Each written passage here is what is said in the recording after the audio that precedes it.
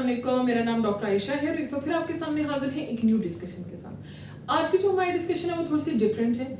वो हम थोड़ा सा पर्सनल होकर डिस्कस करेंगे कि डिलीवरी के बाद, प्रेगनेंसी के बाद कुछ लोगों को या कुछ फीमेल्स में क्या होता है कि वो जो ही डिलीवर हो जाती हैं या प्रेगनेंसी से फ्री होती हैं, इजी होती हैं, तो उनको ना डिप्रेशन हो जाता है। यानी कि उनकी अजीब सी हालत हो जाती है, ऐसी अलामात जाहिर होना शुरू हो जाती हैं कि वो नॉर्मल से ज़्यादा खुश होती हैं, हंसती हैं बिला वजह, गुस्सा करती हैं, रोना शुरू हो जाती हैं, यहाँ तक कि अपने बच्चों की, जो बच्चे की पैदाइश हुई हुई होती है, जो बच्चा पैदा हुआ तो उसको इग्नोर करती हैं, ना उसको दूध पिलाती हैं, ना उसकी केयर करती हैं। अपनी भी उन्हें कोई टेंशन नहीं होती, ना वो अपने आप को बनाती संवारती हैं, बाल भी उनके ऐसे खुले रहते हैं, उजड़े उजड़े जैसे बंदा रहता है कि टेंशन में, डिप्रेशन का शिकार है, ना वो कुछ खाती पीती है, खाना पीना उनका खत्म हो जाता है, खाना पीना भी टोटल मुकम्मल बंद कर देती हैं, और रोतना धोना ऐसी अलामात। हो सकता है आप में से बहुत से लोग इस तरह की सिचुएशन से गुजरे हों, और यहाँ तक उनकी हद हो जाती है कि वो अपने बच्चे को भी हार्म करते हैं और बल्कि खुद भी खुदकशी करने की सोचते हैं। तो इस चीज को आप सीरियस लें। क्योंकि कुछ लोग ऐसे होते हैं कि फैमिली में अगर डिलीवरी के बाद कुछ पेशेंट्स में अगर ये अलामात जाहिर हो रही होती हैं तो वो यही कहते हैं कि इसको डिलीवरी के बाद साया हो गया है, जिन पड़ गए हैं, भूत चढ़ गया है। तो ऐसा नहीं होता, ये क्लिनिकली भी कंडीशन होती है। और आप देखें जैसे कि इस्लाम में भी छिले का वक्त रखा हुआ है 40 डेज, यानी कि बड़ा नाजुक मामला होता है। इसमें आपने अपनी केयर करनी होती है, जिस्म कच्चा होता है, आपने अच्छे से अच्छी डाइट लेनी होती है, वॉक, खाना पीना, एक्सरसाइज, अपना ख्याल बच्चे का। और कहते हैं कि ज्यादा बाहर की हवा भी नहीं लगानी चाहिए, जोड़ कमजोर होते हैं। बाकी मैं साया जिन वाली बात तो नहीं करूंगी, लेकिन ये बेसिकली गांव वगैरह में ये लोग मानते हैं इस चीज को। तो यहाँ पे आप नोट कीजिएगा मेरा पॉइंट कि किस तरह के लोगों में ये होता है। जैसे कि आप देख लें 15 से 20 साल पहले ले लें कि जो डिलीवरीज होती थी वो दाइयां करवाती थी, लोगों के घर जाके करवाती थी, गांव में स्पेशली। और शहर के भी कुछ लोग घर में ही कराते थे कि उनकी स्पेशल आया होती थी, या जिसे दाई माँ कहते थे, वो घर आती थी, मालिश वगैरह माँ की करती, तो फिर डिलीवरी भी करती होती थी।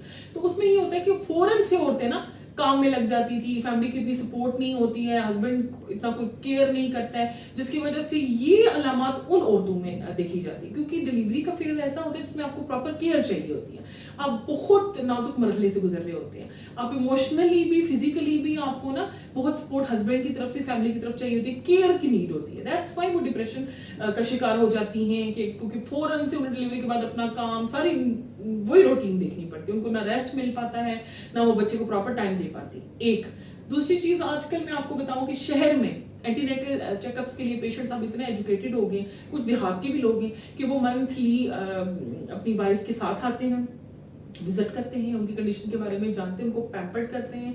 आजकल जो हैं मदर इन लॉज हैं वो भी साथ आती हैं, जो फीमेल की माँ होती है वो भी साथ आती है। तो पेशेंट बड़ा इजी फील करता है थ्रू आउट 9 मंथ, उसे सपोर्ट मिल रही होती है, मेंटली भी, फिजिकली भी उसका केयर की जाती है, ख्याल रखा जाता है। तो इस सिचुएशन में स्पेशली जो इमोशनल सपोर्ट होती है ना, वो हस्बैंड की तरफ से होती है।